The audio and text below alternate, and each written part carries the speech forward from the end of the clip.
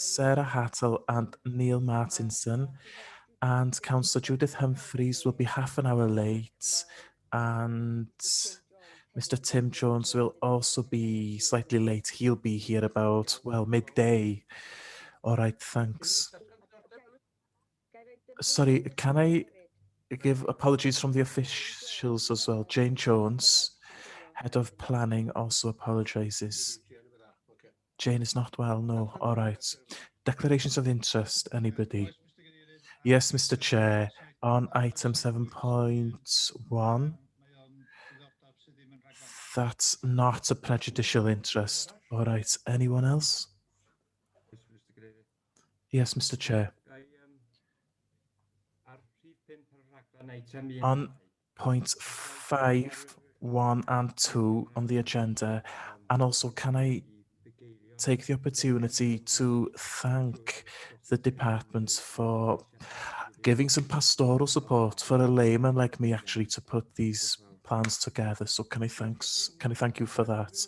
All right, thank you, Gethin, and it's good to hear some people praising the officers here, especially nowadays. Thank you. We'll turn to the minutes then. Is there a proposition that they're correct? I'll propose that, Chair. All right, seconder? Edgar seconds that. A show of hands, please. The blue or the yellow hand on the screen. What about a real hand? Yes, everyone's in agreement. Thank you for that. Can I come in at that point, please? If we are voting in the future, can we say yes or no as opposed to hand? Yes, of course, hand is for talking. This is much easier to follow regarding seeing the votes. Unless you're colorblind. Well, yes. All right. We'll remember that. So I'll take the hands are just for talking. Green is for voting. Green and red for voting. The inspection panel. Jonathan, is it? No, Martin Thomas will take us through this. Thank you, Chairman. I'll just bring up the screen to share. Just run through the various points and background to the application. If you remember, it's land at Carrywell in Abergwyn-Gregin, erection of a pair of semi-detached two-storey dwellings with access and car parking. Hold on.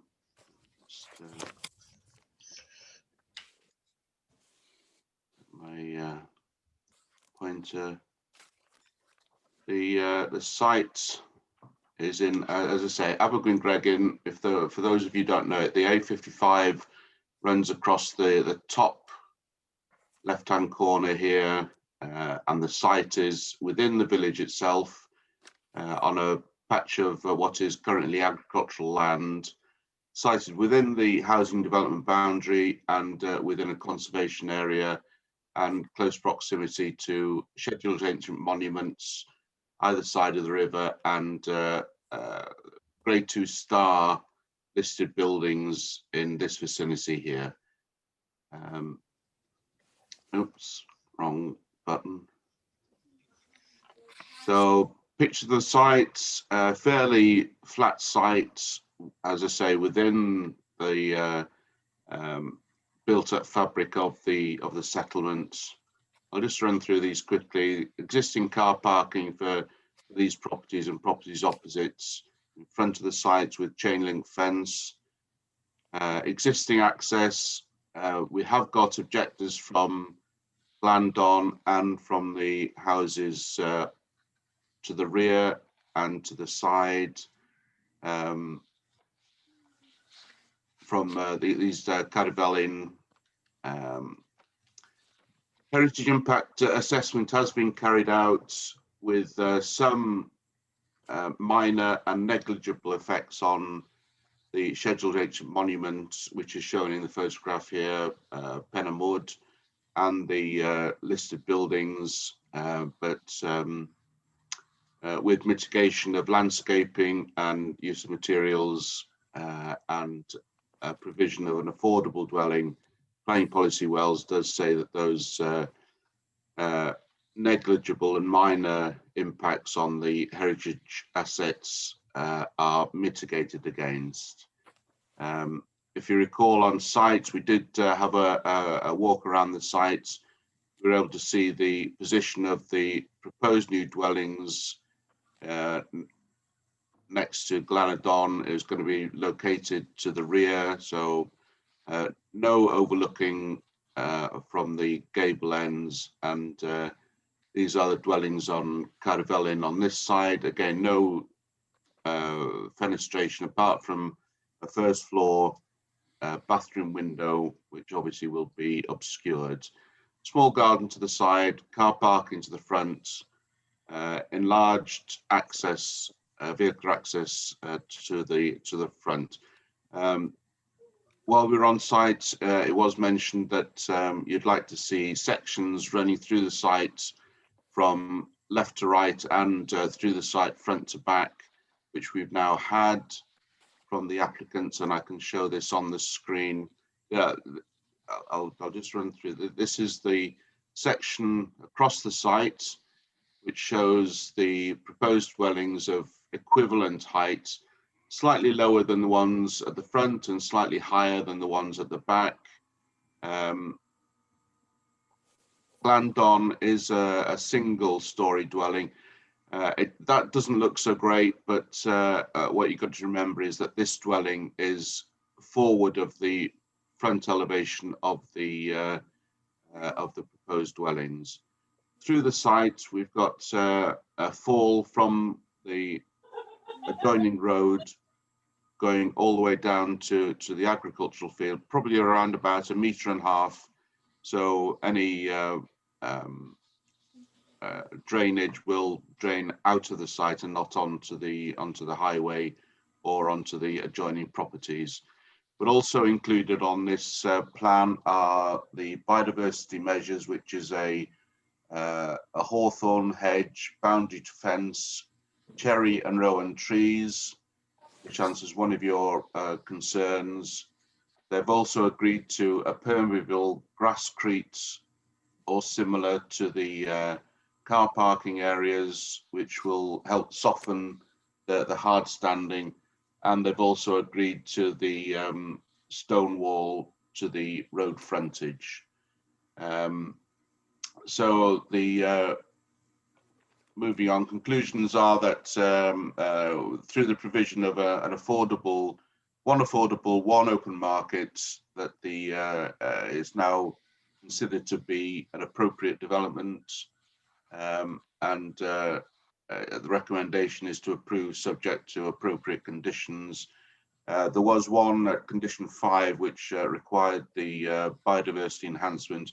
We can now take that condition out because it's now on the plan, so we can condition that plan as part of any permission. So no pre-commencement condition. That's all I've got to say, Chairman. I think we do have a speaker on behalf of the applicant, if he's in the meeting already, but I'll leave it now for you to discuss the merits. Iawn, diolch Richard. All right, thanks, Richard. Sorry, can I have some guidance here? I thought once a speaker could only speak once, even if it's gone out to a committee. Can I just have confirmation? Yes, of course, Iwan. Yes, well, that was my understanding. I'm not sure if John has anything to add. One person can object and one person can be in favor of the application. Nobody spoke in favor of the application the first time. So we have given them the opportunity. So the person speaking now is speaking on behalf of the applicant. He hasn't spoke before. He hasn't spoke at all yet. So that's fair enough. All right, so I'll ask Mr. John Wynne Williams to talk on behalf of the applicant. You have 3 minutes, or up to 3 minutes, Mr. Applicant. Welcome.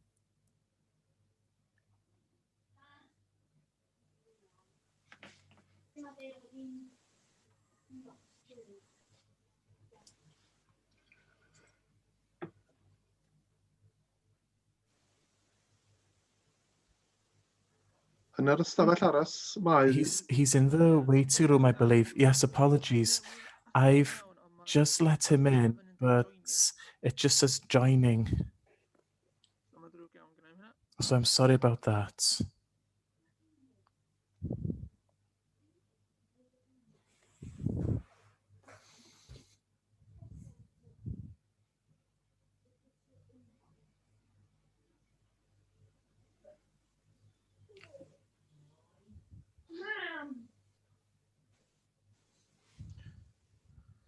Ddim i fod yn gallu ail ymuno am ryw reswm. He can't rejoin for some reason, I'm afraid. Iwan Jones, allwch chi Iwan Jones, can you just click admit next to his name, please? I'll see if that allows him to come in.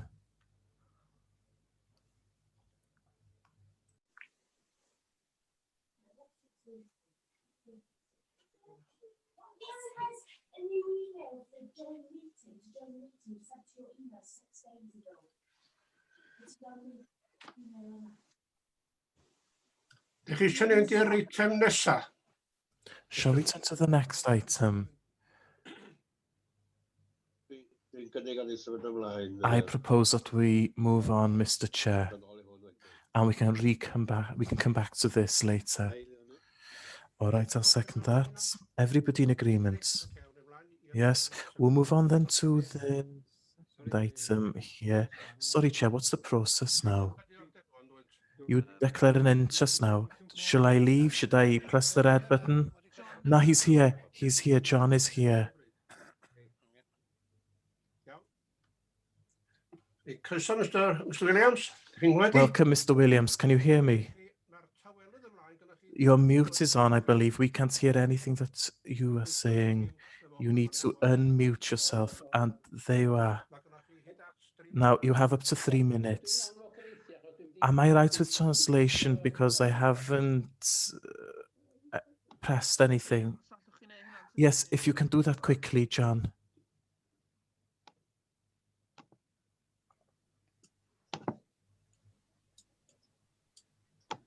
Oh, dyma'n mynd am yw'r I can't get anything up.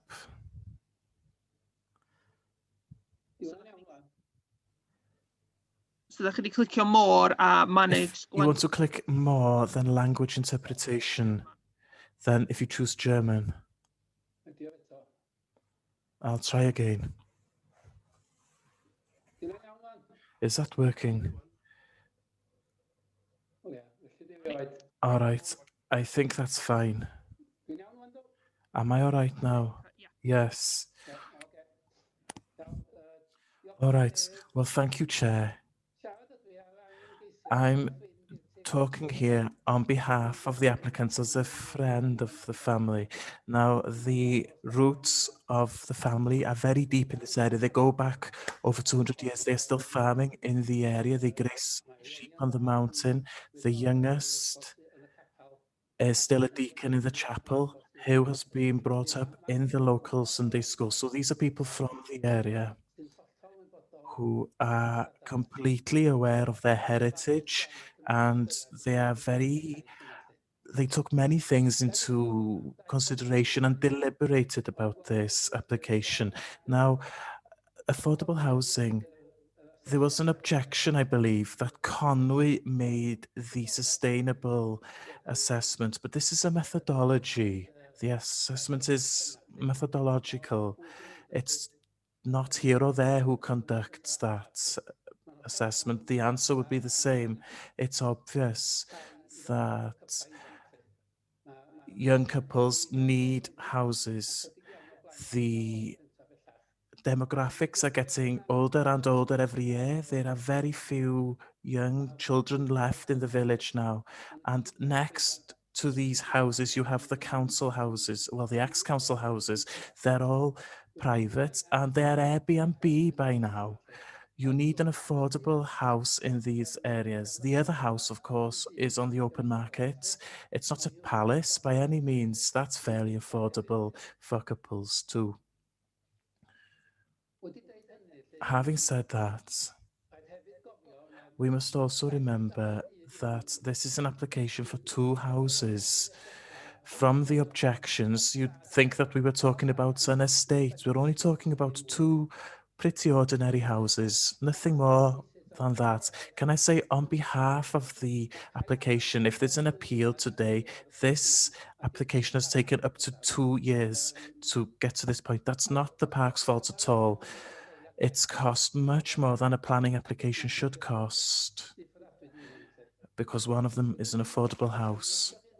So I would like you to come to a conclusion today.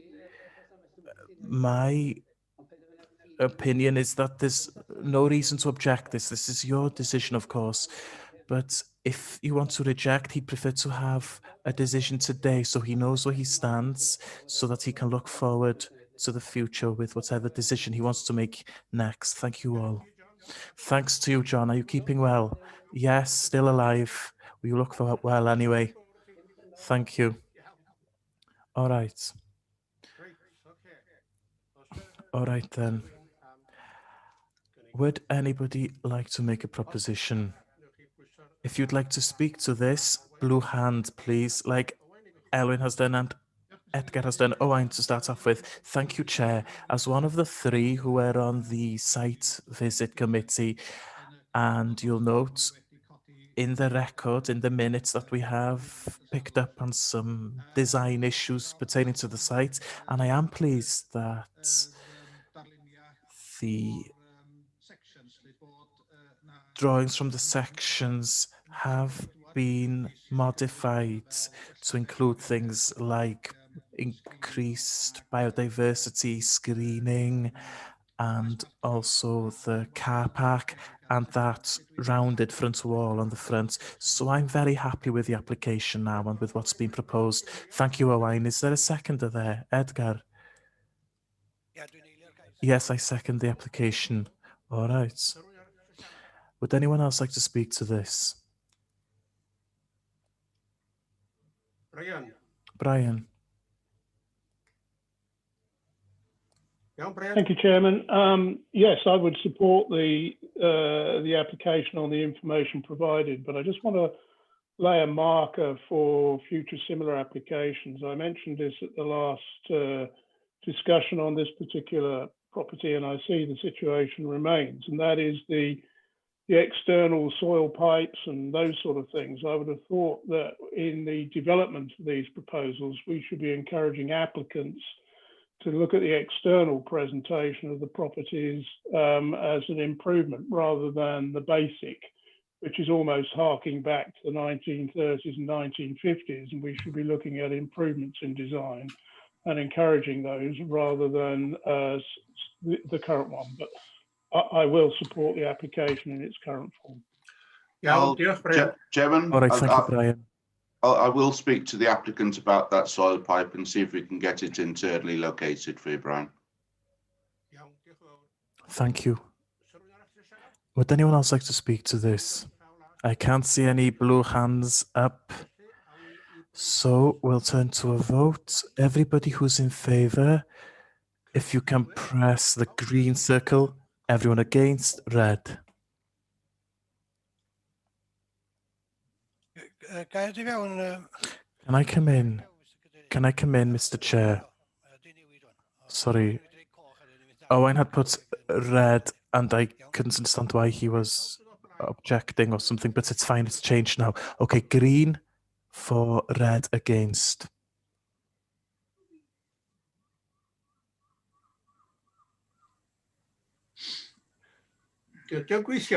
Is it working?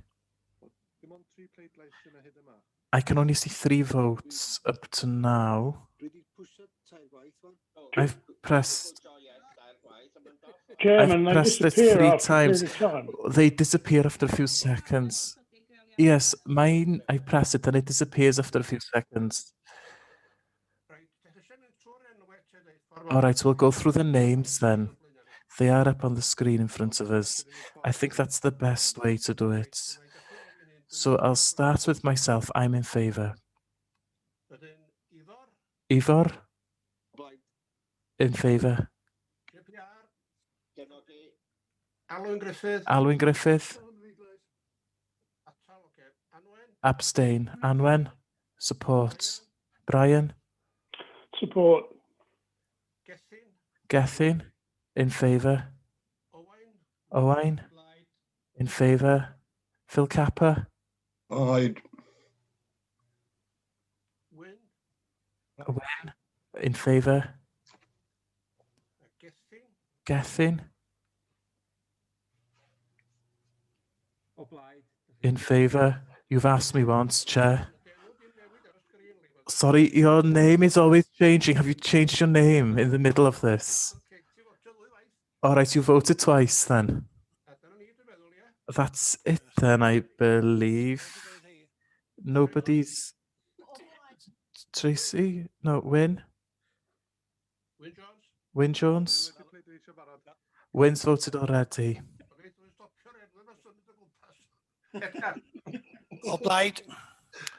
Edgar in favour. That's it, then nobody's against. It's been passed. I believe I've got everybody. You haven't asked Elfed. Yes, I have Elfed is in favour. Has anybody not voted? No? Well, it's been carried. All right, thanks. A bit like Mickey Mouse this morning. We'll move on then. That's been passed. We'll move on to 5.1. Bryn Melyn Fam Llaneltid, and Gethin declares an interest in this. What's the process now, Chair? Do I press the leave button? I think Rob will put you in the waiting room until, well, whilst we're discussing these two applicants and applications. I'm not sure if Rob can confirm that. Yes, I've just put Gethin in the waiting room. Thank you, Chair. I'll share my screen. Judith is here. Welcome, Judith. This is an application to have an extension to an existing agricultural building in Bryn Melyn Fam Llaneltid. The farm is near the main road by Taik and Hayaf, and it's part of a group of agricultural buildings. So here's a photograph of the site. And here again, another photograph. So the extension will be, can you see the pointers on the screen? Yes, is that clear? So the building is this lean-to type building, which runs down from this building. It's not a very big building. So it'll be for keeping machinery and so forth. These are the plans.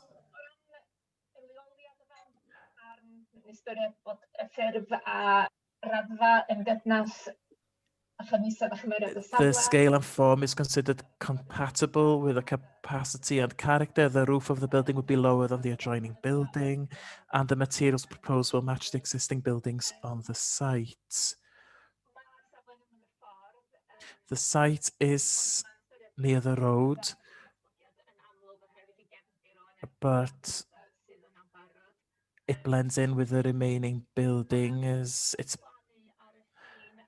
regarding the boundary. We don't think that any plantation would need to be done, and the highways department have also raised some concerns about any planning, so there's no planting work to be done. The site lies within flood risk zone C2, but a limited flood consequence assessment has been presented, and the NRW are happy with that document. So the conclusion is that it is in line with section 1, and the recommendation is to approve with a 5-year condition to develop in accordance with submitted plans and cladding to have slate blue external finish. All right, thank you, Sarah. Is it possible to get everybody's pictures back up on the screen? Yes, sorry. And only Sarah's on my screen now. Mine's fine. And now I've got Jonathan. Yes, I think you're on speaker view, Elwyn. Elwyn, you need to change the view from speaker view to gallery view, so it should be top right of your screen. Correct. I can see everybody now. Elfed, the green hand is up on your screen. Can you turn that off, please? All right. Any propositions? Yes. Okay, John Pugh proposes a seconder on the screen. Blue hands, please, if you want to speak. Is there a seconder? Yes, I second. All right.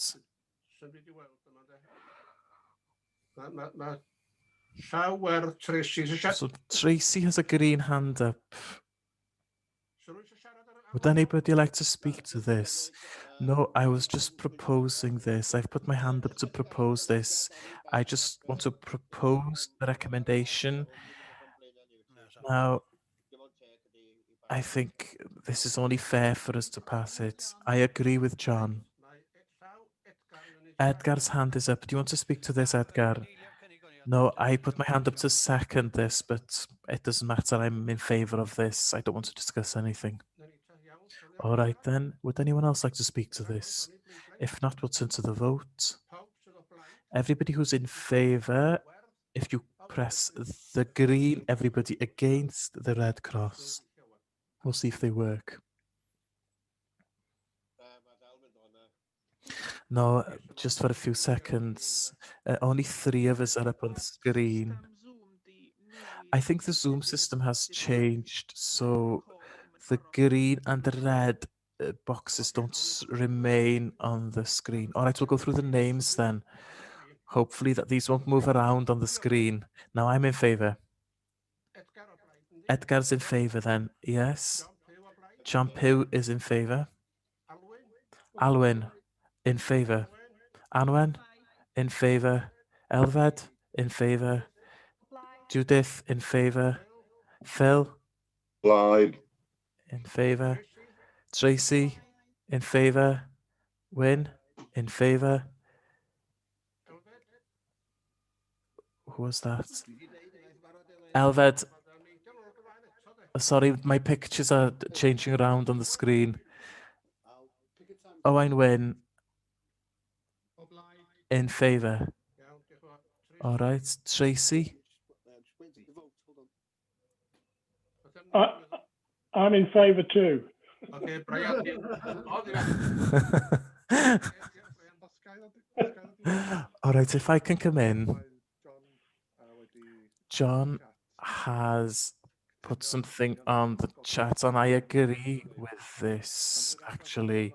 Maybe the way forward, considering that the green arrow and the red arrows, well, the green arrow and the red crosses aren't on the screen permanently, so when we turn to the vote, everybody who's agree that they put the blue hand up, then it would be very easy then to look at that, and we could count those. If anybody objects, they could then declare at that point. All right, so when you want to speak, you put the blue hand. Will you remove the blue hand after speaking then? Because if we want to vote later on, we want the hands up. All right, what about the thumbs up? Fedra ni glirio'r cyn i ni fynd i bleidlais, os oes unrhyw law las i fyny. Ie. Fedra i glirio bob dim, dwi'n credu fydda'n Rob. Trwch chi glirio fan am edrych I chi? can remove the hands just to make things clearer.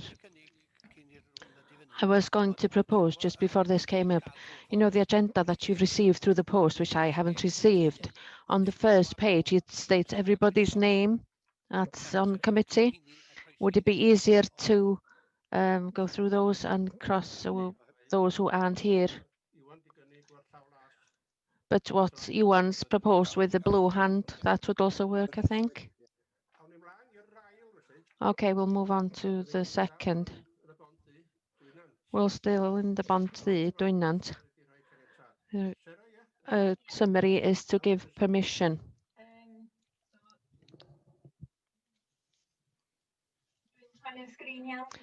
I'm just going to share my screen. This is an application at Farm Dwynant for 3 glamping pods, as well as the associated works. This location is a bit down the road from the previous application. It's up the turning in the middle of Bonthy. It's a rural site on farmland. There are 2 houses that are in the ownership of the applicants nearby the site. This is the site.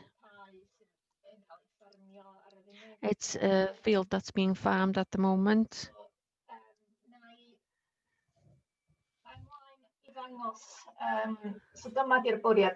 So this is the proposal. 3 glamping pods. And there is an intention to put hedgerows between the pods and to plant fruit trees.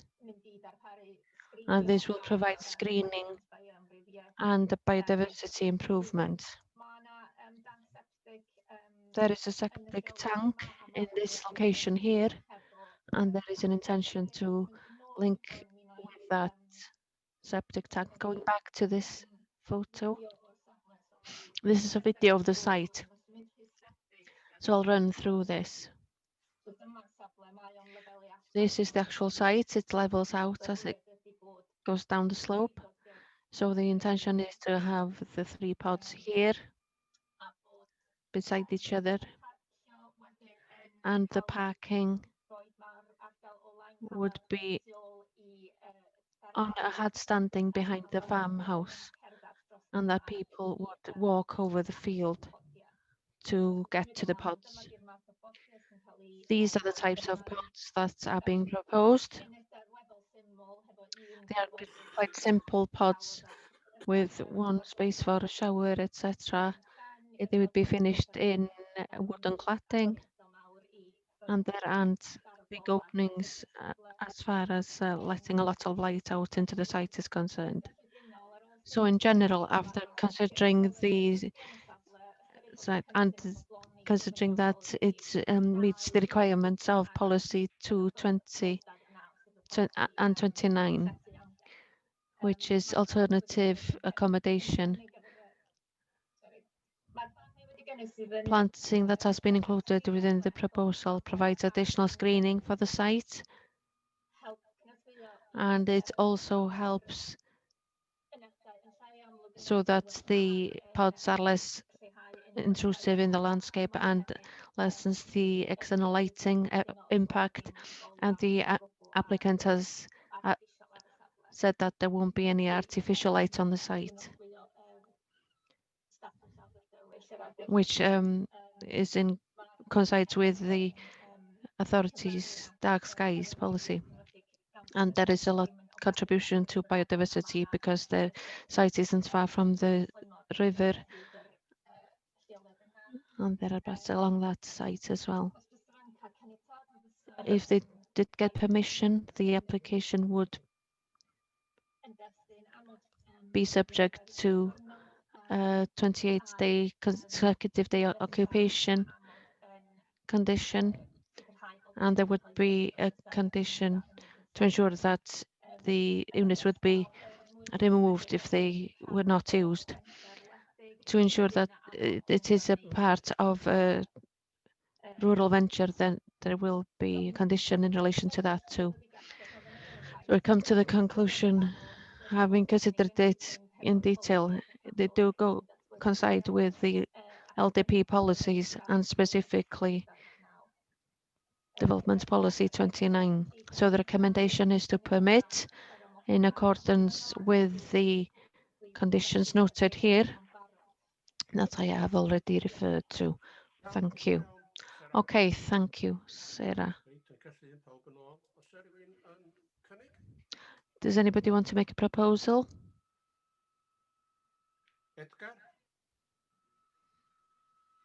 Edgar proposed that we go along with the recommendation.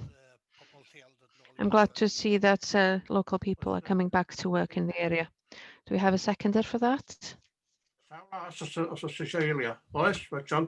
Blue hand if you're going to second the motion, please. Does anybody else want to speak on this matter? Owain? Yes. I just wanted to clarify one thing. In the planning statement, in the documents bundle on page 6, there is reference that the proposed development will be for 5 pods. Was that the original proposal?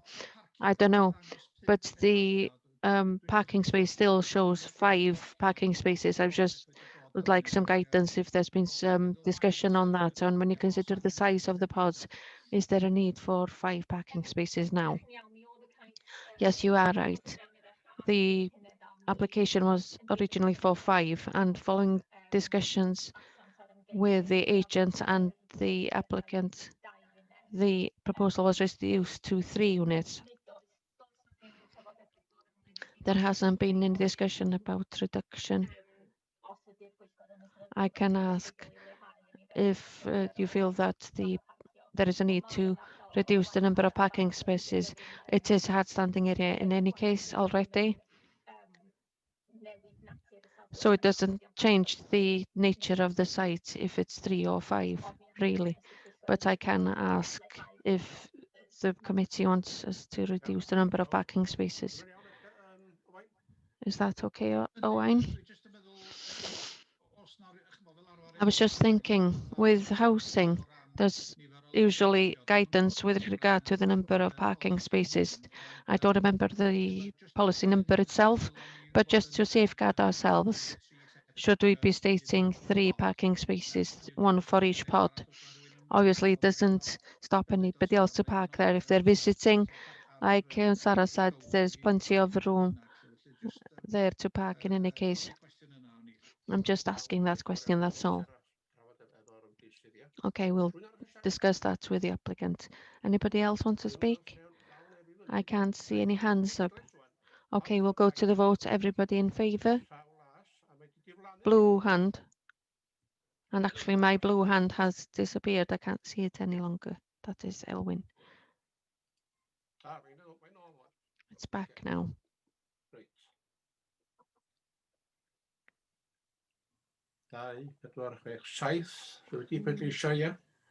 So 7 have voted. Owen, do you want to put your hand up, blue hand up? I don't have a blue hand. I only have a yellow one. I don't have. Dwi'n meddwl, Rob, mae o yn yr lle, yn yr participants, yndi? It's under participants, I believe. I can't see the same screen as yourselves. It depends what version of Zoom you actually have. It'll either be a blue hand, which says raise hand, or a yellow hand. Otherwise, it would be under participants, usually on the right-hand side. Mine's under reactions. I don't have a blue hand in participants either. In reactions, there is a hand there. Okay, we'll go along with the system that Edgar proposed, that we run through the list of members as noted in the notice of meeting, so that it's clear which way the members have voted and whether or not it's been carried. Edgar is now getting his own way finally. Anyway, I am in favour. Alwyn?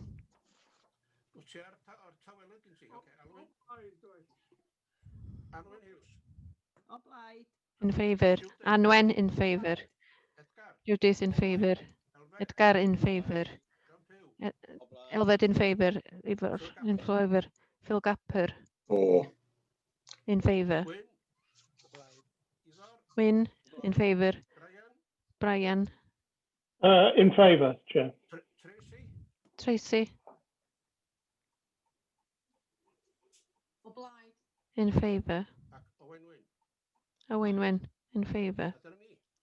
Diolch yn iawn. ma' hwnna'n And pasio. that's it. Motion carried. Moving on. I'r ysgwr. Ysgwrn. We need to invite Gethin to come back into the meeting. We'll have to wait for him to come back from the waiting room. Ma'n ôl dwi'n credu wan. Yndi, fel iawn, cyrraedd. Iawn. Oce, nawn ni mlaen i'r ysgwr, felly. Mae Arwel swyddog cadwraeth yn cymryd hwn gydaedd. Harwell, the conservation officer, will be taking this item. Just click ar share screen yma. I'll just share my screen with you.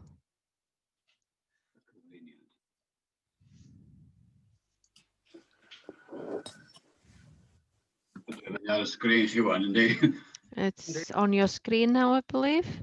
Datblygiad sydd i'r ysgwrn oherwydd There's a development for the Ysgwrn yn y system because there is a fault in the heating system. o ganlyniad And as a result, datblygiad, mae 'na ddau gais yma. there are two Gais cynllunio, applications here, which is a planning application caniatâd adeilad rhestru. and the listed building consent application as well. Efo cais caniatâd adeilad rhestru, With the listed mae building consent, it is statutory cyflwyno that every application has to present a yng Nghymru. statement on Sef yn golygu bod rhaid i cultural heritage in Wales. That is, they have applicant has to understand the objectives and the significance of the changes and the effect on the historical asset, and a very inclusive report has been presented by Rhys Llwyd from the Bala, which is very experienced in to justify this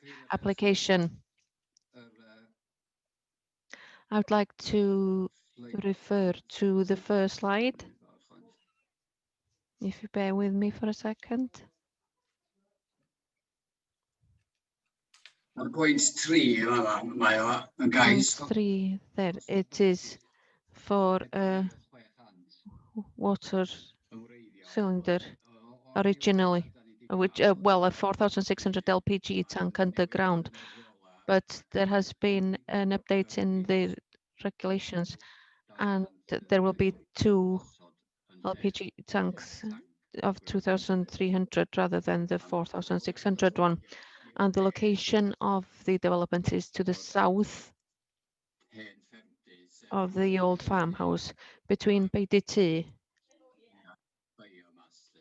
and the biomass. In the Ysgwrn, you're all familiar with it, and there is also visitor site here, of course. This is a site plan. Hopefully you can visit, follow me on the cursor. This is the farmhouse, and the intention is to put the 2 tanks in the yard behind the farmhouse between BDT and the Tŷ Bach, as it's known, and the building to the south. There's somebody talking in the background, I think. Arwel saying that. Somebody's not aware, I don't think that. Anyway.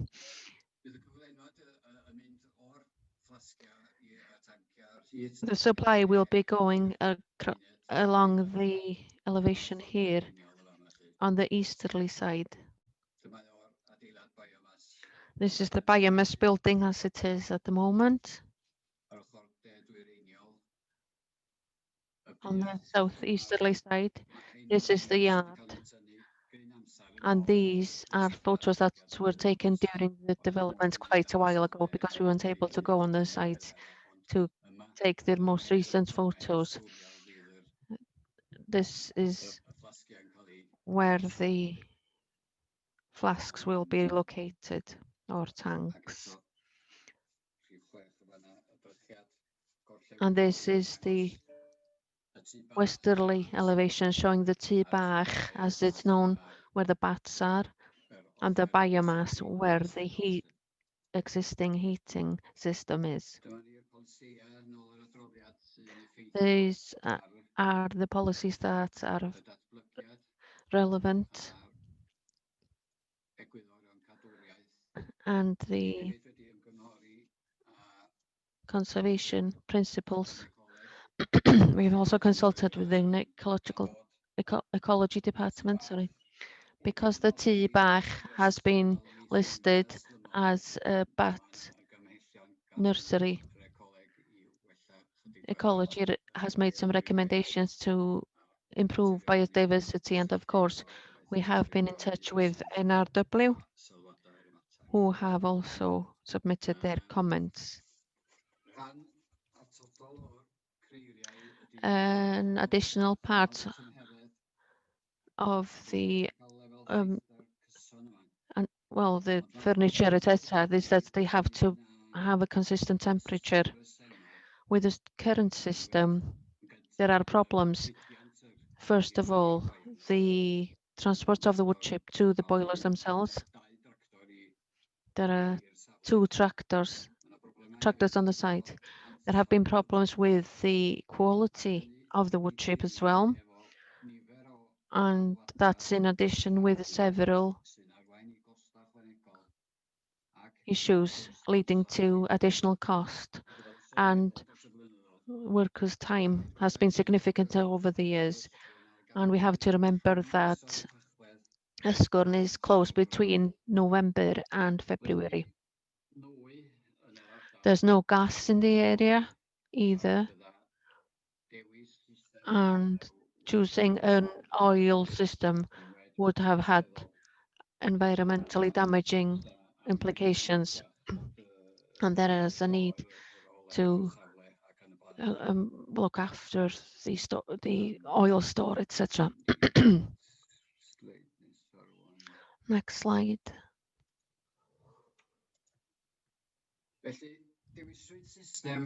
And so a system was chosen that had to be close to the original biomass system to link with the current system. And it's a backup system that's been chosen so that the boiler unit is located on the easterly elevation of the current elevation.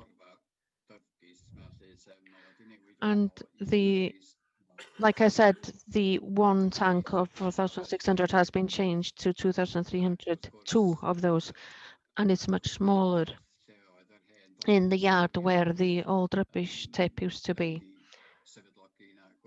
We've established that that would be only of very small archaeological value. The only negative is that there are two flues that will go to the open air between the eaves level, but they won't be beyond the actual pitch itself, and they won't be visible from the farmhouse. The only place they will be visible will be from the path that runs behind the farmhouse. There's an intention to improve biodiversity, that you can see here. Elevation measures have also been undertaken in order to make sure that the concrete platform for the tank has been dug into the ground so that the level is less and they won't be above the pitch of the roof. And the elevation measures also includes additional bat boxes on the tŷ bach building. There are also measures in place for reptiles in the wall that will surround the tank itself.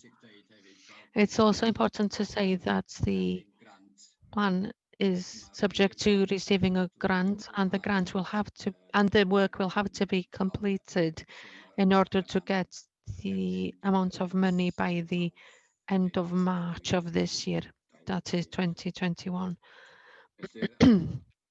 So the recommendation is to give permission with standard conditions, but we will have to vote on the two separate applications. I'd limited the actual presentation to just the one so that we don't go over the same ground. So we have, with the planning application, there is a condition relating to receiving a underground water level plan, which is an NRW condition. And as I understand it, Naomi, the officer who is in charge of the application on behalf of the authority, she's undertaken or commissioned the company in order to alleviate the risks that the NRW had in relation to the water level, so that it's much less than the level of the water tanks, and there is no risk now to the underground water supply.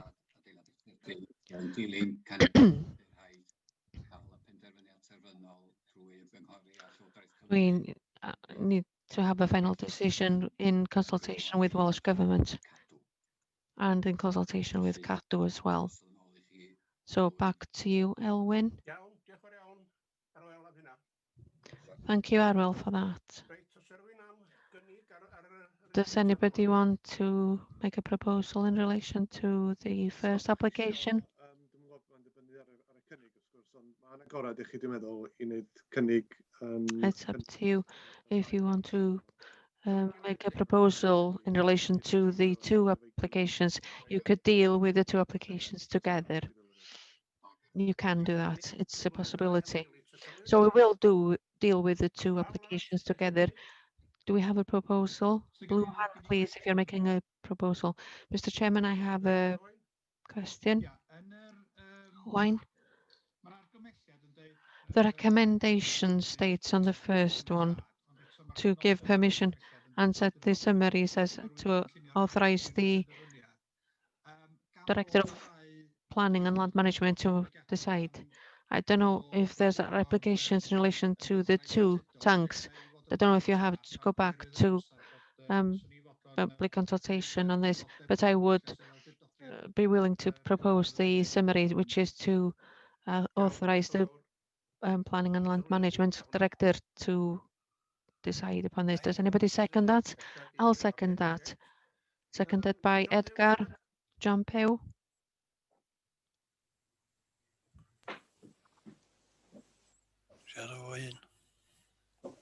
Da ni yn sôn am carbon ag ati a eisiau neud y We're parc. talking about carbon and so forth and making the park carbon zero. So how does this come in with carbon zero aspects? Now, there are other ways to go about this. Could you do it more unobtrusive in a more sustainable way?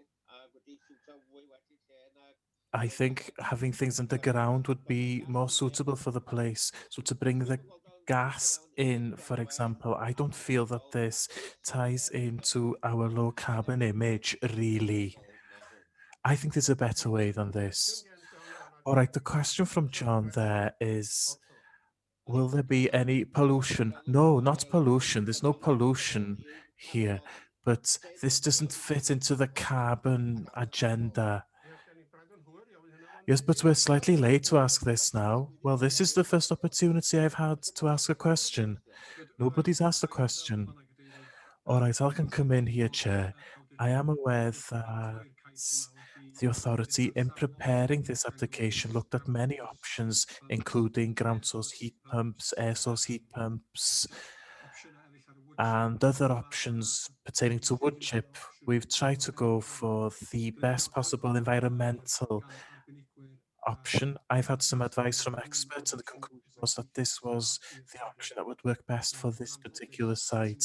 Unfortunately, now I would have liked to have something completely carbon free, but it just wasn't practical with the stipulations on the site. So this is the best option that we've got in front of us. So that's why the application is as it is. All right, thanks, Jonathan. Does that answer, John? Yes, that answers my question. I've got to ask the question. We've got to be carbon free if possible. It's only fair for me to ask this question. All right, thanks, Ivor. John has asked the question really regarding carbon. I was in an assets meeting last week regarding buying land to help with this agenda. And this was the question, really, and it's been answered. But on that point, I would like to propose the recommendation, please. All right, thank you. So, do we have a proposer and a seconder now? Who proposed? Oh, I'm proposed. Yes, I'll second that then. All right, Brian.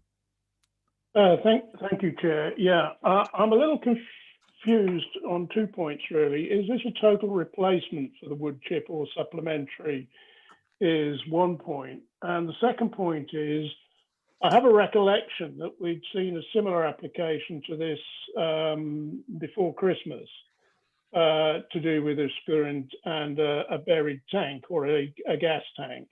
Is this a separate application or an additional application? So it's those 2 questions, please. Iawn, diolch, Brian. All right, thanks, Brian. Jonathan? Maybe Arwel. The question is,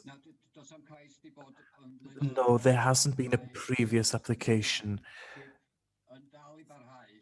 Chip will still continue here, but we just can't afford because of the artifacts in our ysgwrn. It's important to keep a constant temperature, and with dampness and so forth, you've got to have heat throughout the year all the time. And this is the best system for that. But there will be a wood chip system too, tying into that. Does that answer your question, Brian? Edgar. Thank you, yes. Edgar. Yes. I just want some clarity. We're voting for the 2 aspects, yes. Would anyone else like to speak to this? I can't see any blue hands up. So we'll turn to the votes. Brian wanted to speak, I believe. No, Brian has spoken. We'll go through the names then. I'm in favour. Alwyn. In favour. Alwyn Hughes. Oh, Anwen Hughes, sorry. In favour. Judith in favour. Edgar in favour. Elfed in favour. John Pugh. Chair y tawelydd, John. You're on mute, John. In favour. Gethin. In favour. Phil Capper. In favour. Wyn. In favour. Ifor Glyn. In favour. Brian. In favour. Tracy. In favour. Owain Wyn. In favour. That's unanimous then. That's confirmed. Thanks. We'll move on then to where are we next? Enforcement, I believe. If I can come in here, this is a list for your information, but Jane, as the committee knows, is not here today. And the enforcement officer is not here today either. So if there are any questions pertaining to enforcement, I think it's better to contact us directly. We'll try our best to answer them today, though. Yes, I do have some questions, but I won't ask them today, Jonathan. To save time for the committee, I've got a few questions actually, but I'll chase up the enforcement officers. I think that would be easy for everybody. So page 64, 65, 66, 67, 68, 68, 69, 69, 70, 70, 71, 71, 72, 72, 73, 73, 74, 74, 75, 75, 76, 76. Yes, Chair. Okay. Number 42, Lizzie's Barn. I see the file is now being closed, despite the fact that enforcement appears to have started, and it seems to have sort of run out of time in relation to the restriction. I'm a little bit concerned as this has been on our enforcement list for quite some time in my experience. I just wonder if it is the delay that's caused the problem or if there are other problems, because if it's the delay, that's a little bit concerning. Rhaid o fewn o fama, sgynna i ddim... Can come in there. I don't have the details in full in front of me, so if this answer is not suitable, then I suggest that you contact maybe Alice, the enforcement officer, but it's not down to the delay. This case is a historic case. It's a complex one. It's been here before my time in the park, as I understand.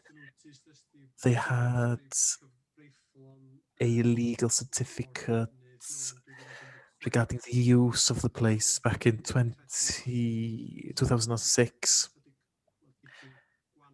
And I think we were in a slightly weaker position regarding able to take any enforcement on the site. I went out to see the site last year with Jane, and we came to the conclusion that there's no case really to be brought against them best. It's not the ideal situation the way this has panned out, but I think this is just a set of pretty unique circumstances that have led us to this conclusion. It's quite a unique situation and a complex situation. If you want the details, I'd have a chat with the officer maybe, but in my opinion, there's no point trying to safeguard or going for this development, because I think the case is a very weak case for us to try and act against from an enforcement perspective. All right, Jonathan, is that all right? Brian, we can contact Jane, is it? That's quite helpful. I really just wanted reassurance that any conditions that we put on with regard to the sort of occupancy and use, if they're either time limit or specific limited, that we've got the resources and the methodologies to ensure their enforcement. I can understand that sometimes because of legacy issues that we've got a judgment to make as to whether it's worth pursuing, which I gather is what's happened here. But if in the ordinary sense we are able to identify, have the processes and the resources to follow up where there are breaches of conditions and use, I'm satisfied. Iawn, diolch yn fawr iawn. All right, thank you very much. Page 77. Edgar's hand is up. Is that from before? No, it's a new hand. I didn't know when to come in, actually, because I don't have this. But Brian mentioned exactly what I wanted to bring up. And I saw by reading these that they've, over time and so forth, and we've closed the file or whatever you want to call it. Now, are we carving a stick for our own backs here? No. I don't believe that we're setting a precedent with this decision on the site. It's a set of... No, I'm not saying this. I don't mean this, John. What I mean is... Now, oh, I've done this. I've had a getaway with it. They tell someone, they do the same, then we'll have a heap of these cases coming in. No, I'm not concerned about that. This is something historic. I understand, yes. And as every single compliance issue, the officer has to come to the conclusion, is this worth actually pursuing? Jane and I went out to the sites and we came to a final conclusion. And I think that this is a fairly weak case for the authority to try and fight. It would be a waste of resources. So we came to the conclusion not to pursue this further and to close the case. All right, last page then, 78. Gethin's hand is up. Sorry, Chair. Number 44, Nanai Hall Lane. I'm thinking about all the rain we're having at the moment. I think this is an urgent case now. We should try and get Cadw there and come to a conclusion to safeguard this hall. Can I come in there? A meeting was held on the site about 2 to 3 weeks ago. We wrote to the owner to have a property condition survey on the building. That's the first step we need to do. Unless he'll permit that, then we'll use our enforcement powers to go in without his permission to do this property condition survey. So things are starting to happen with this now. We have set some resources aside to do some work with this on the site. So we are aware of the seriousness of the situation on this site. We don't want this building to deteriorate. And this condition survey is the next step.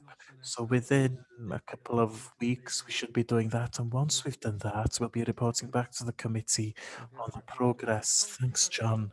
Thank you. And that's it on that. Let's move to the next item then. Section 106 agreements for information. Then we've got applications that haven't been decided on, unless there are any questions. A list of background papers, once again, for information. So we'll move on to the supplementary planning guidance, planning and the Welsh language. Who's taking us through this?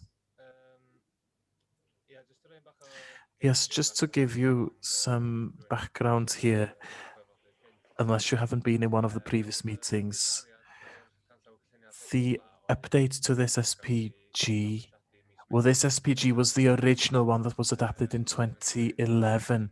Then following a new scheme that was adopted 2 years ago, and following further information, I thought it was timely to update this now.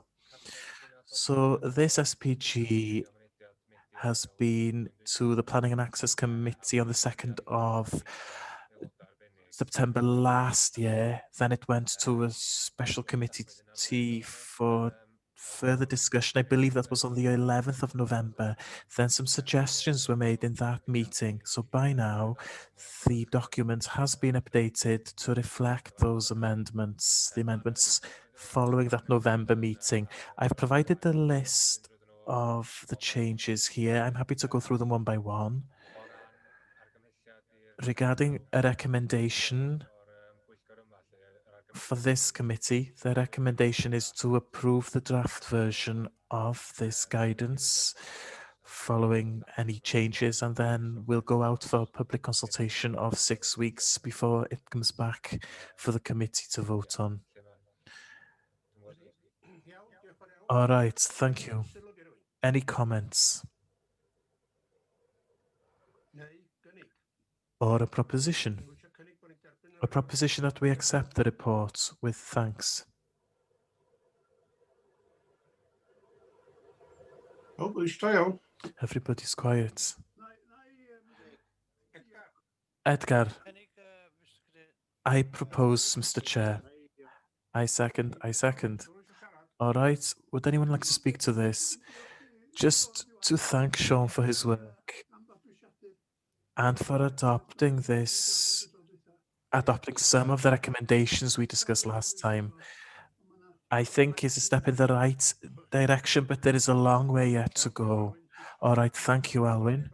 I don't see anybody else who wants to speak to this. So we'll turn to the vote. Everybody who's in favour of accepting this. I'm in favour. Alwyn, in favour.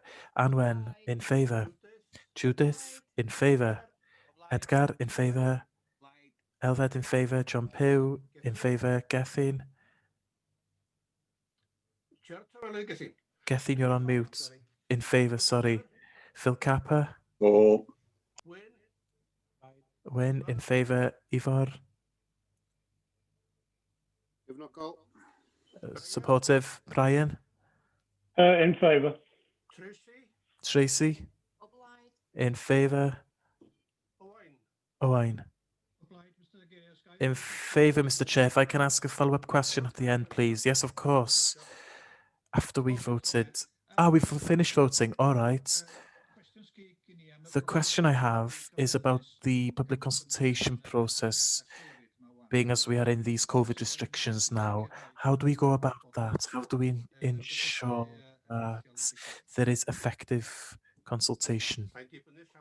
That depends very much on the site, on the situation. Can we consult straight away now?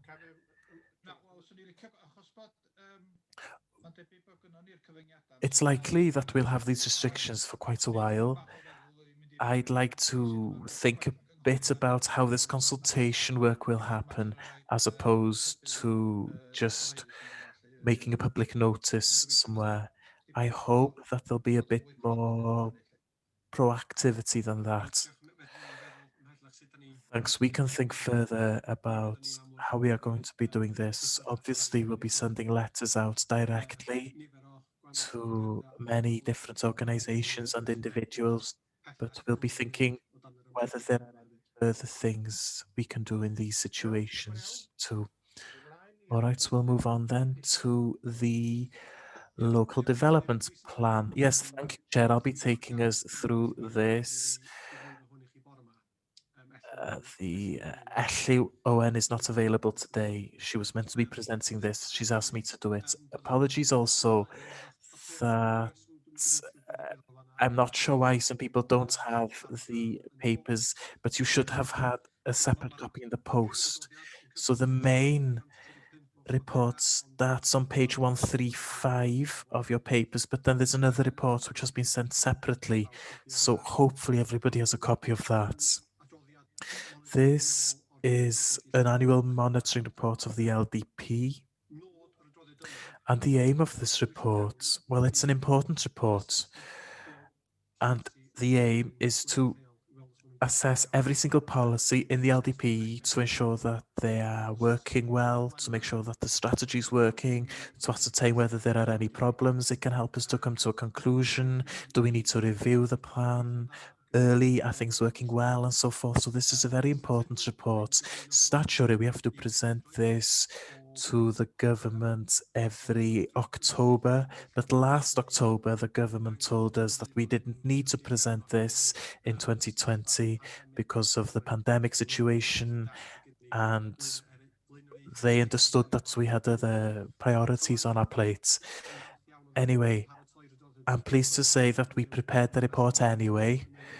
Maybe this is not in the same statutory formal form, but this is the one that the team has prepared nonetheless. So it's a summary of the LDP for the financial year. So we're looking at 2019 to April 2020. So that's the period in scope. I'm not going to delve into any detail here. It's a lengthy report, as you can see, and can I thank the team? I hope you've spent some time reading this. It is very well written and very well set out, actually, in my opinion, anyway. It gives us a taster of how the scheme works. Briefly, it seems to be working well. There are no developments really to note.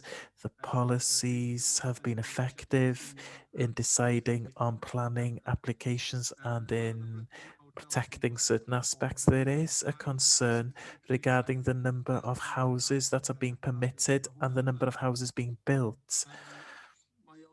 This is a tendency since the last 4 to 5 years now, not only in the national park but in other places. Now, we did slacken the housing policy slightly with the requirements of affordable housing. That is, less requirements or stipulations on affordable housing in this current scheme, but the tendency has continued, and the number of houses that we allow, the number of houses that are being built is still small, even though there's plenty of land allocated. Now, I don't know why. This is something that we're keeping an eye on. I think I have much more to say on that. Obviously, there are issues pertaining to Brexit and COVID. The team are keeping an eye on those and are considering the strategic issues as part of that background work they're continuing to do. But I'll leave it there, and you're very welcome to ask any questions on the contents of the report. I'm sure that Sean is here and Ellen too. They're officers from the policy team, and I'm sure they can maybe take questions on policy aspects. If they can't, we'll get back to you directly after the committee. All right, thanks. Brian. Brian's hand is up. Then Edgar. Brian, to start off with. Thank you, Chair. I have one question. That's on the employment space. I know that we...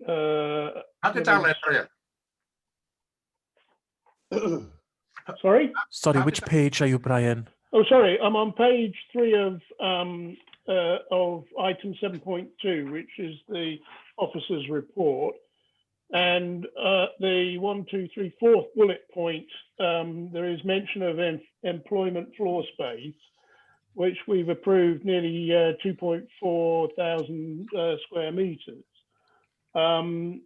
Delving into the report a little bit more in depth on that, half of that appears to be from one application, which I do remember coming forward and was a relatively small development.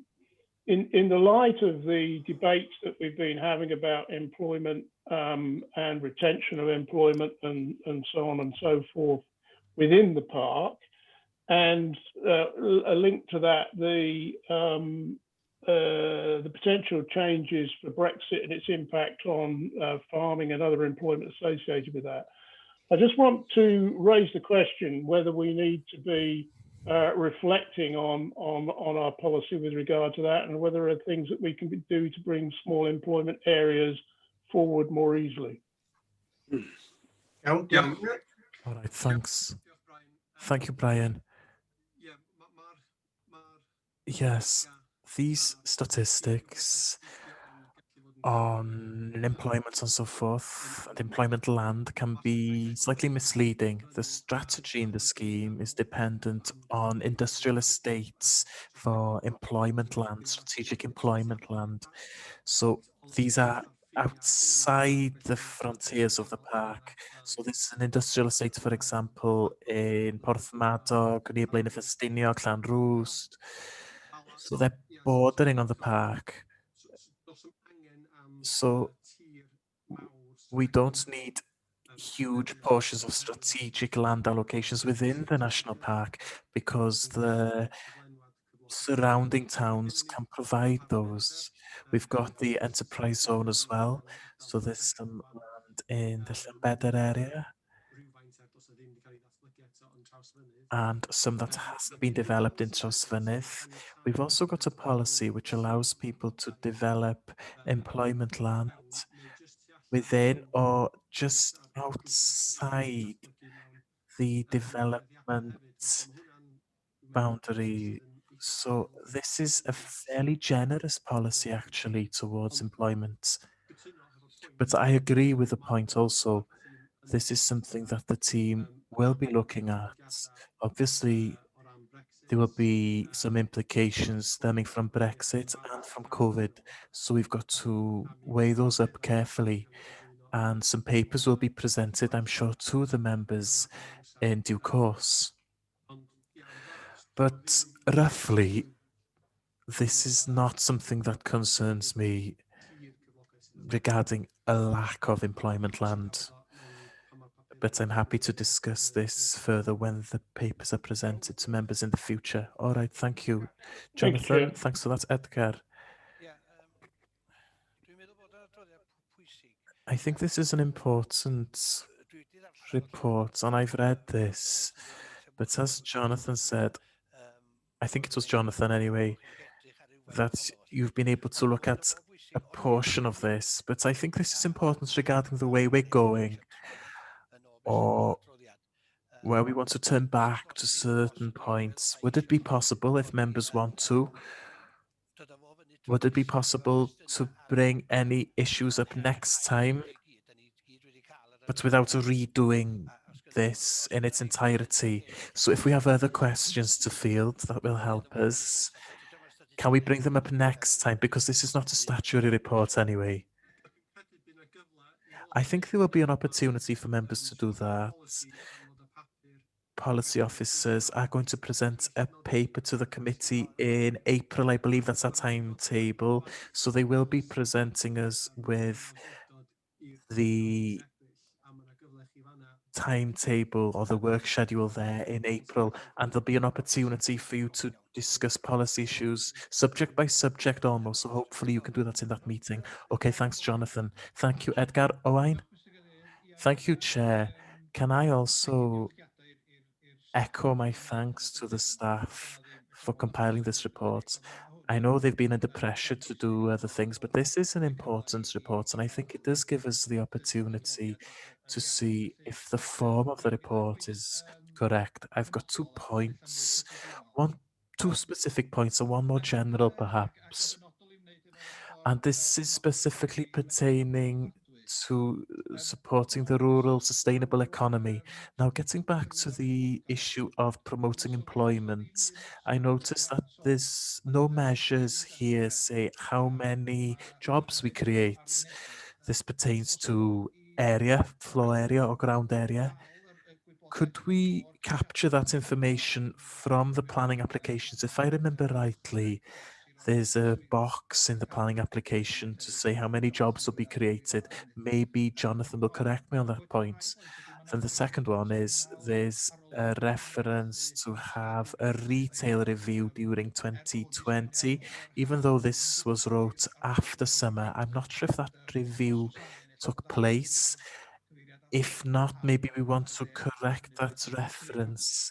I think it refers to this survey pertaining to retail floor space.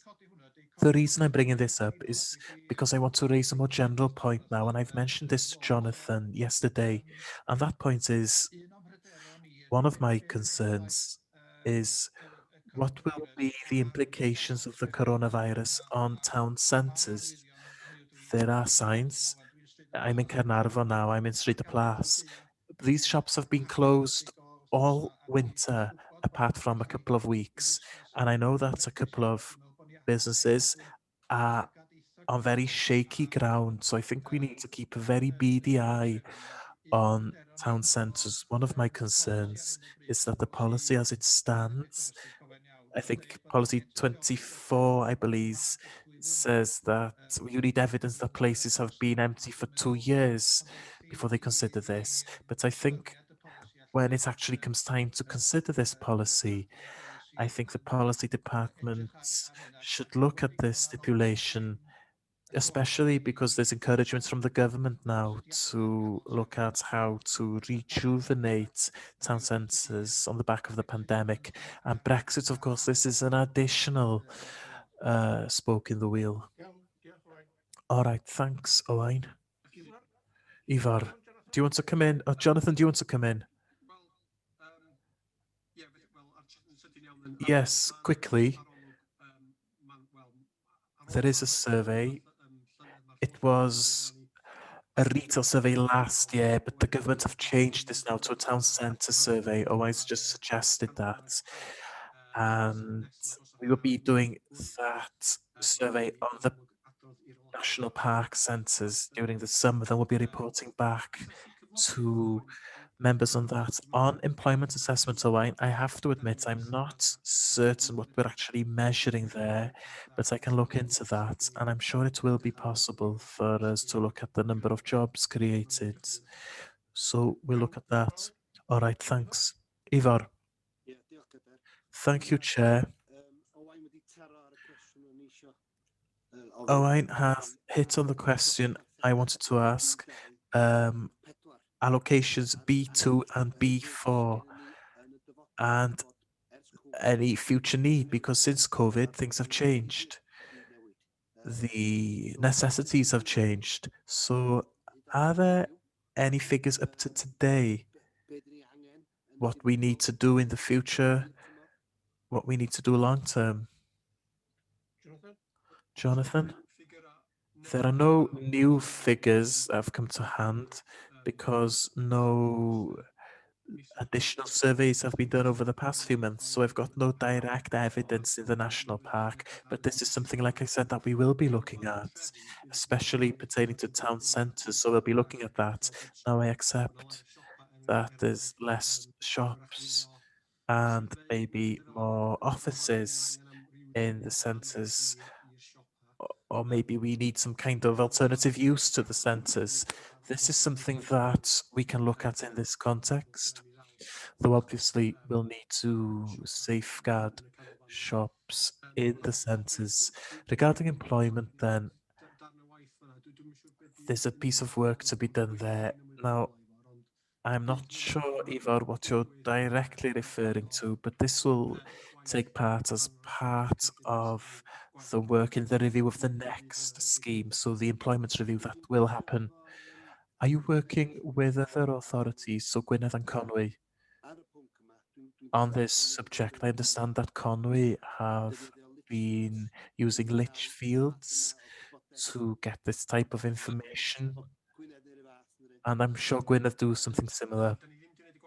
Yes, we haven't done this work with them in partnership, but we do work closely with them, so we can have a look at the work that Lichfields have done for Conwy and whatever Gwynedd has done, and then we can compare that. But the authorities do work closely together, but this work hasn't been done in partnership. But we will look at that. All right, thanks. John Pugh, thank you very much. I agree. And can I thank officers for the work that they've done? And I also want to agree with what's been said. Owain has already talked about town centres, and I'm going to talk about our rural areas and villages that have been impacted greatly by COVID.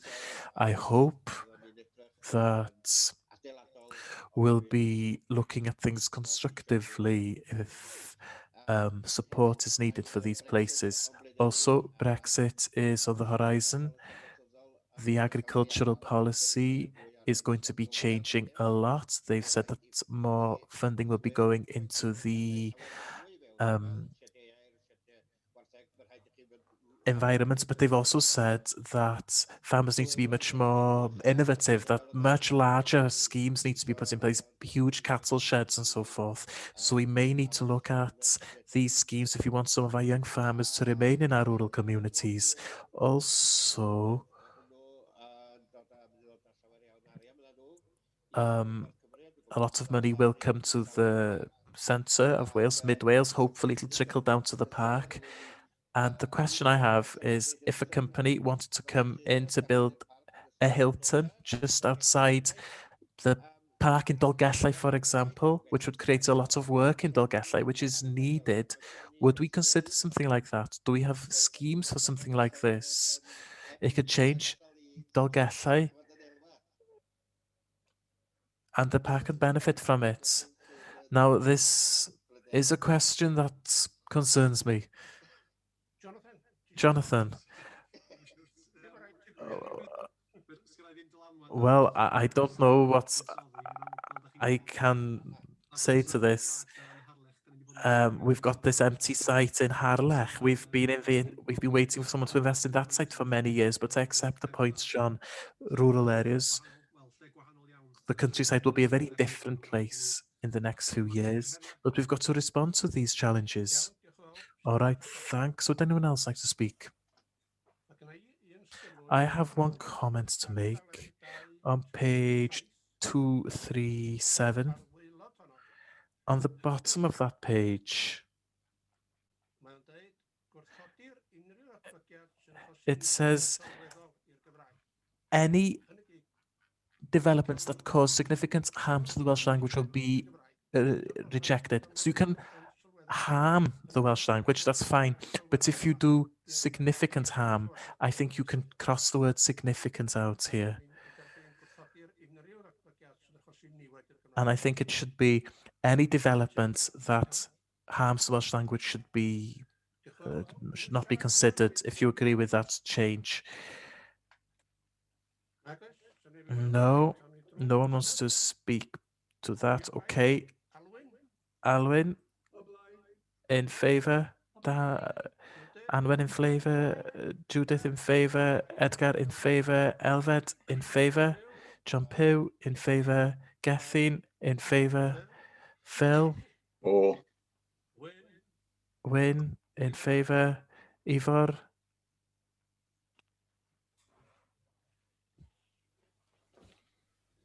Ti ar y tywelydd, Ifor? Ivor, you're on mute.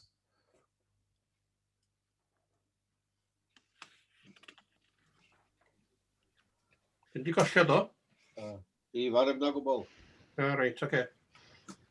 I think we may have lost Ivor. he's got an even worse connection than me, Mr. Chairman. Ryan, felly? In favour. Tracy? O blaid. Ac Owain? O blaid. Tracy and Owen in favour as well. Has Ivor come back? No, not yet. Okay, moving on.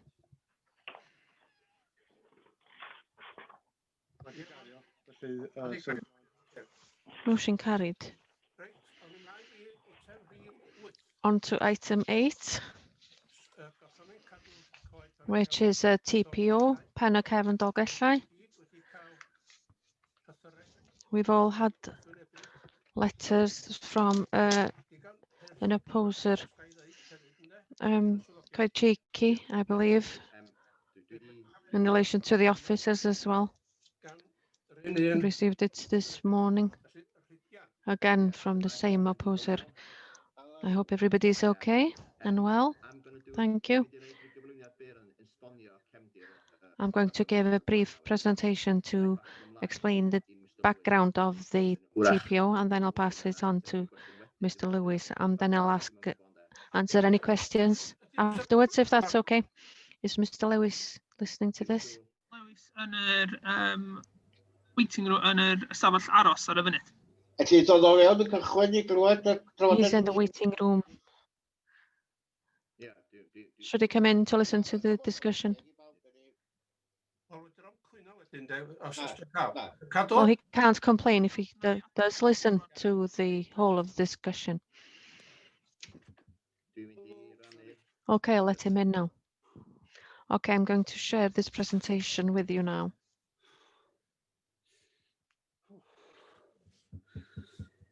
Iawn. Dwi'n gobeithio bod o'n weithio. Wel, mae'n y cawn uchaf am blwyddyn ni ar y sgrin. Chi gallu gweld hwn gyntaf? Can everybody see the shared screen?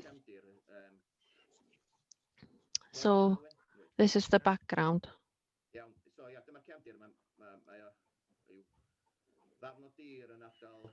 It's a piece of land in the northerly part of Dolgellau, and concerns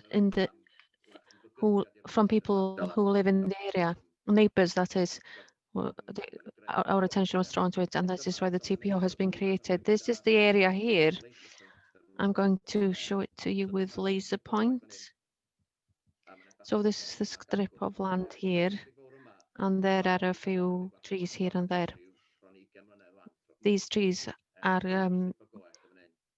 protected by a TPO already. So this is the strip of trees here. They are mature individual oaks, and there are younger trees as well. So this is a photo of the area from the Council Road, the old golf club in Dolgella. Isn't far.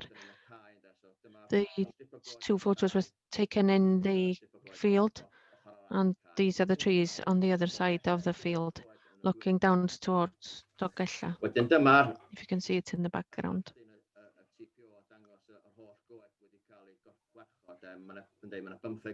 These are the trees that are being protected, the G4, and the individual trees are the Ts. And this is the photo without the aerial photo. This is a strip. There's a strip here, and this is what I want to explain to you. This is quite an important site because it's the northerly boundary of the local development plan for Dolgella. So the trees are like a buffer to where the housing are able to be developed in Dolgella developed at the moment, in yellow there. So there is a strip here, like I said. There are two underground services running alongside the strip. I got this from Dŵr Cymru, Welsh Water. This is a water pipe that supplies Dolgella town, and there's water treatment works to the right. As part of the consultation, I've spoken to Welsh Water, and I've met with Welsh Water officers to see if they have any concerns, and they're comfortable. I'll move on to that later on. There is also an electricity underground line as well. I've highlighted them in yellow. As far as Welsh Water Services are concerned, and Scottish Power, they do have they are exempt from undertaking any work. If the work is required, if they need to clear branches to sort any problems that may affect the water or electricity supply for the local population. As far as the TPO is concerned, it doesn't affect Welsh Water or Scottish Power. They do have that exemption in place in any case.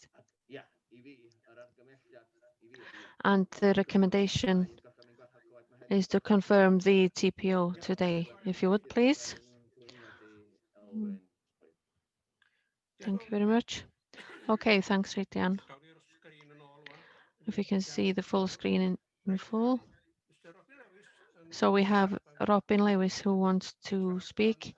He is opposing. And he's talking against the TPO. You have 3 minutes. Thank you very much, Mr. Chairman.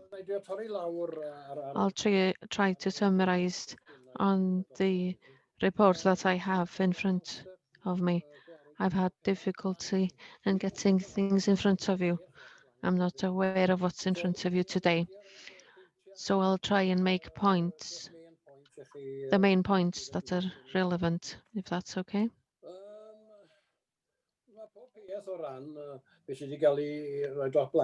Everything that's in front of you is contrary to the usual TPO guidelines. The guidelines for TPOs are implemented mainly where there is a lack of trees. Where there isn't a lack of trees here, or deficiency, it is really unorthodox. As far as the officer was talking, they said that they've said that they're able to find leaks in the water pipe. The only defense for the officers, as far if the water pipe was burst, is that they could fix the burst and cut the trees to get to the burst.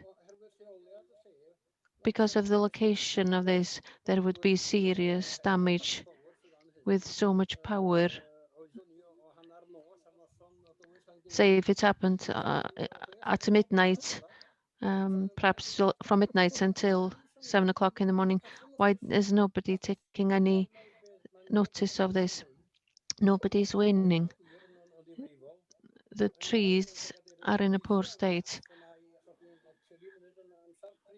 3 minutes is quite a short time to be able to discuss this.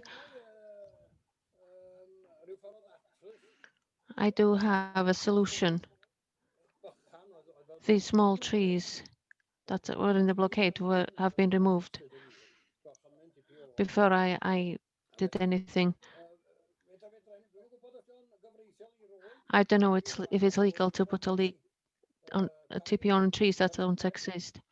It's been put there 3 times now. They weren't there. And thank goodness that they weren't there, because they would be the greatest risk to the drive, because those roots are increasing and they're 200 years old. And I had no intention to cut any of those at all, because they fall themselves to have already fallen. And because they're in such poor condition, it really needs for somebody to come and see what's being proposed as far as the health and safety of everybody is concerned. The time has come to an end now. Okay, thank you, Anwen. The 3 minutes are up. Thank you for your contribution. Okay, does anybody want to speak? John, this is relatively new. Is it possible for us to propose a site visit for those of us who are nearby? Because I do know that there are some branches that are falling everywhere, and it's quite dangerous. If we were to put a TP on these trees, and if a tree fell on a house, but as I can see from the photos, they're right near the houses. If somebody was hurt, where do we stand with the TPO? I would like to have a site visit, because we're not all that familiar with it. There are so many houses and it's so near the town. I think it would be better for us to be responsible and see exactly what we're talking about here. Gethin, you're on mute at the moment. Do you want me to answer John first of all? I'll second John. I feel that I don't have enough information to with regard to any recommendation.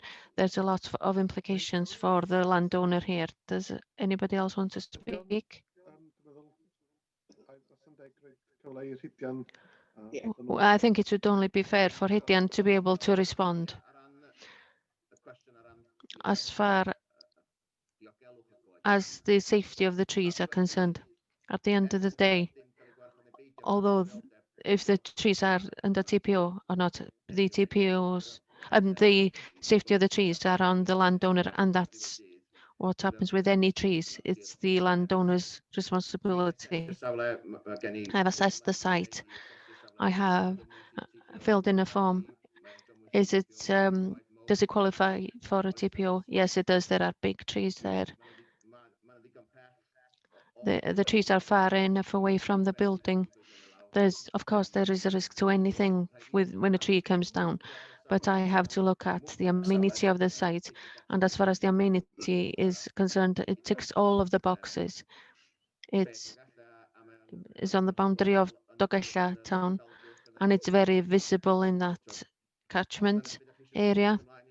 But if you want to undertake a site visit, that's up to you. But hopefully when you do go on site, I don't know if you've seen Mr. Lewis's statement today. As I understand it, Mr. Lewis has said that a tree has fallen, but apparently that tree is still standing. I'll just welcome what you're going to say. I'd like to confirm it today without a site visit. Brian? Thank you, Chair.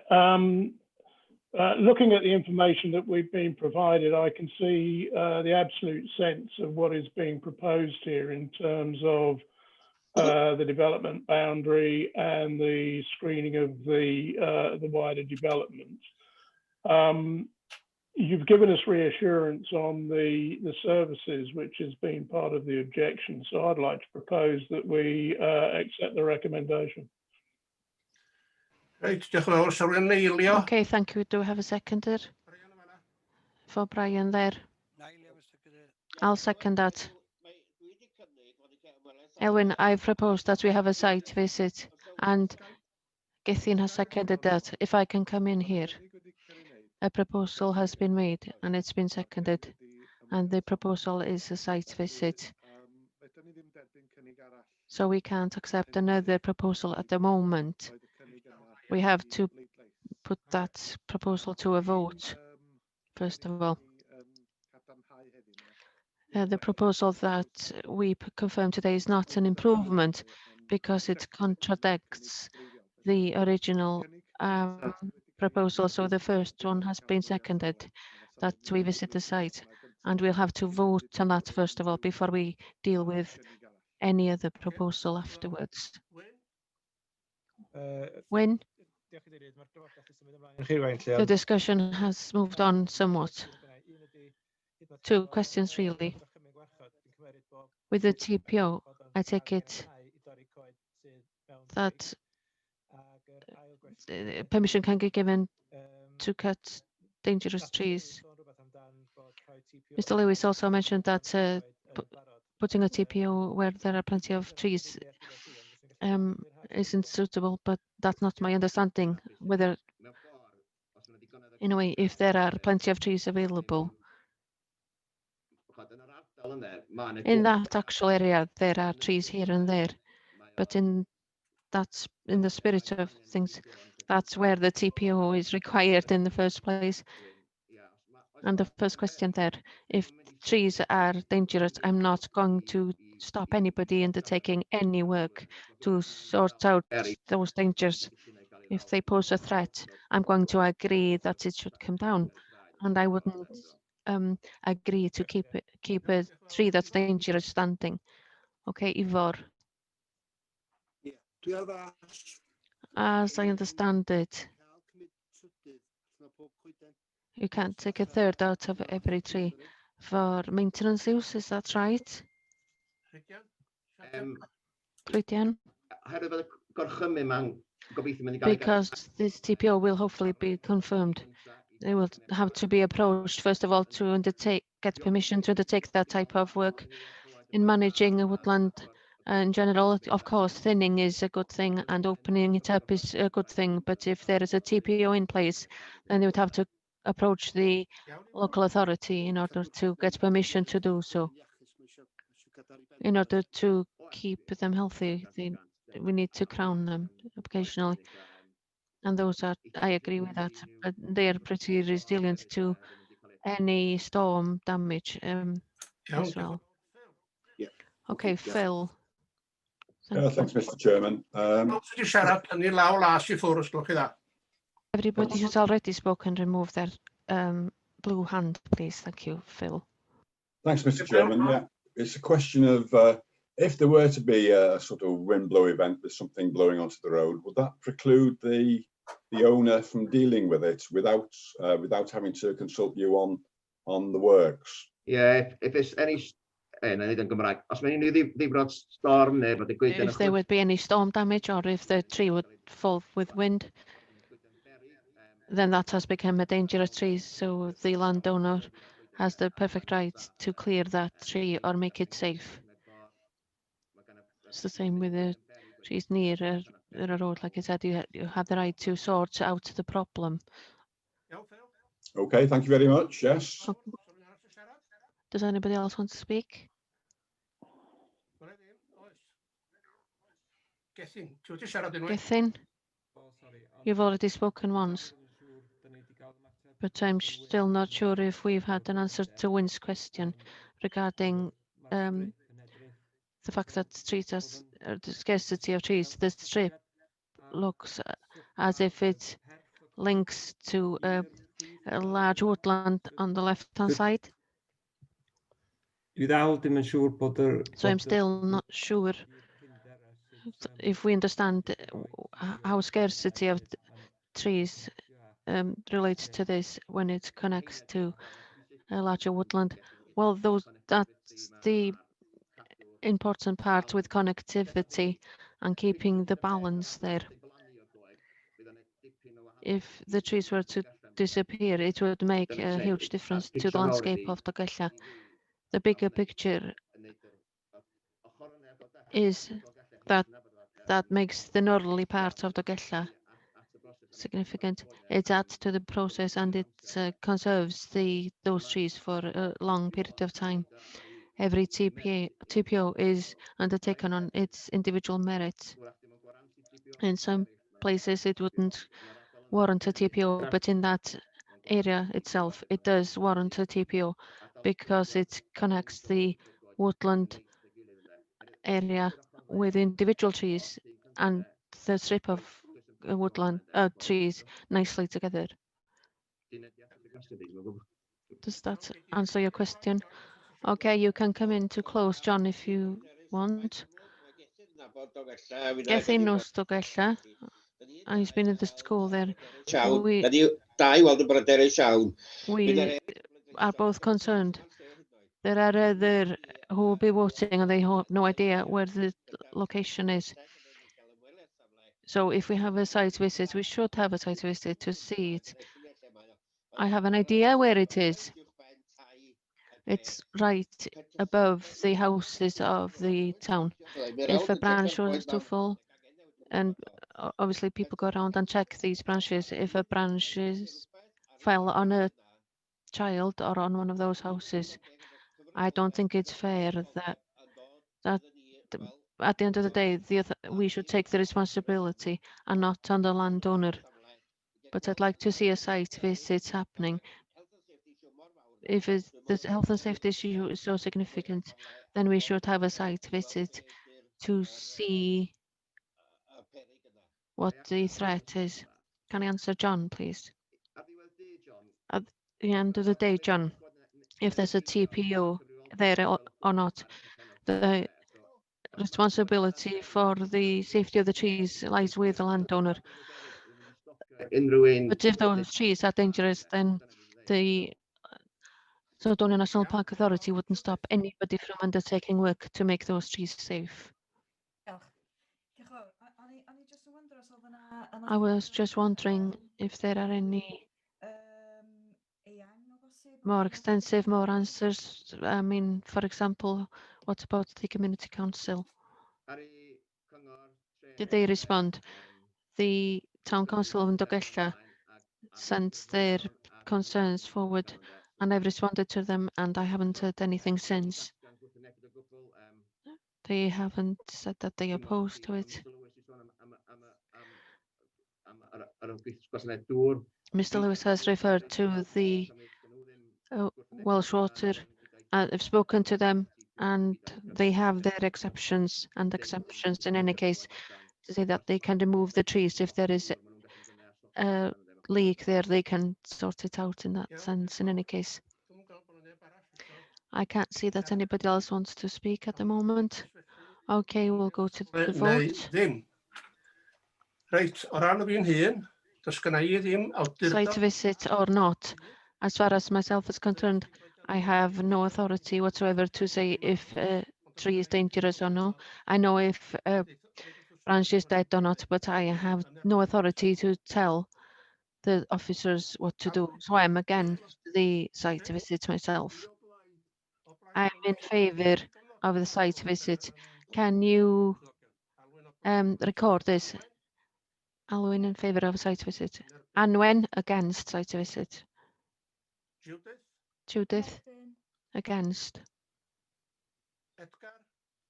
Edgar against the site visit. Elfed in favour of a site visit. John Pugh in favour. Gethin in favour. Phil? Abstain. Can you Abstain. abstain? Win against. Ivor? We need an assessment. We've had an assessment from expert against, therefore. Brian? Against. Owain? Against. Okay, Tracy?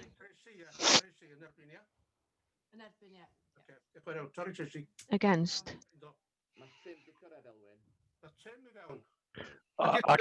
Tim has arrived now. I think I'd better abstain because I haven't heard anything in relation to this discussion. I was just about to say that is when it be appropriate for him to vote because he's only just arrived. What's the vote? As far as I can see, it's 9-4 against. Yes, same here too. So the proposal has not been carried. So we're open now for another proposal. Does anybody propose? I know that Brian has proposed once that we go along with the recommendation. Did you want to repeat that, Brian? Yes, I propose we go along with the recommendation, Chairman. Does anybody want to second that? Yes, actually, Edgar has already seconded. Can we have a vote, please? Okay, starting with myself, in favour. Abstaining, Alwyn abstaining. Anwen, in favour. Judith, in favour. Edgar, in favour. Elfed, abstain. Jumpo, against. Gethin. Gethin, you're on mute. Against. Phil, Four. in favour. Wyn, in favour. Ivor, in favour. In Brian, favour. Tracy, in favour. Owain, in favour. Motion carried. What are the totals, please, Anwen? I have 1 against and 2 have abstained. 1 yn erbyn, 2 yn atal. 1 against, 2 abstained, and the rest in favour. So 10 in favour. Thank you very much. Moving on to the last item, which is the delegated decisions for information.